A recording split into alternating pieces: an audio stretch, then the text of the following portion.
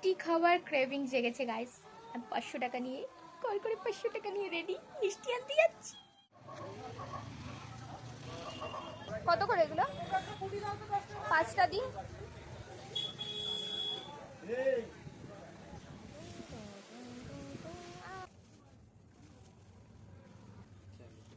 আমার মায়ের তো রাত বিরেতে আমার পাগলামো দেখে মাথায় হাত উঠে গেছে। আইসক্রিম এখনো একটা মিষ্টি পাইনি।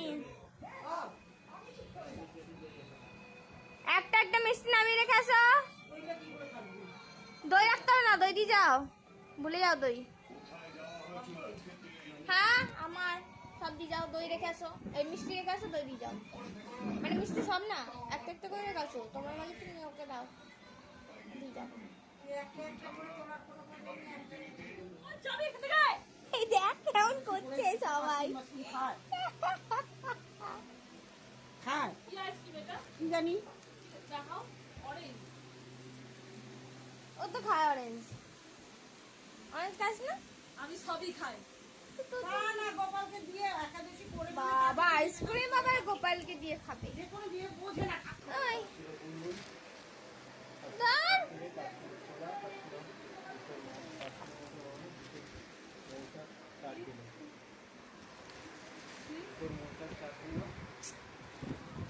সর সর সর।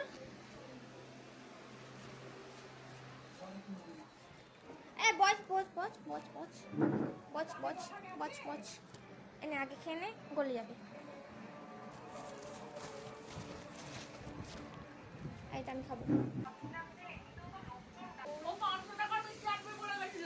500 টাকা নিয়ে গেছিলাম। কেক অর্ডার দেবো, কেক। তুই এখান থেকে যাবি কি না? ভালো খেতে না লাগবে। দেখছো আমার হাতের সামনে কিছু দাও তো। ভালো লাগবে না। ওই ঘর থেকে রডটা দাও আমাকে। লাঠিটা কোথায়? হ্যাঁ যাই হোক, এত কিছুর মাঝে তো দাদার রিয়াকশনই ক্যাপচার করতে পারিনি। ও ভীষণ চেল্লাচ্ছিল।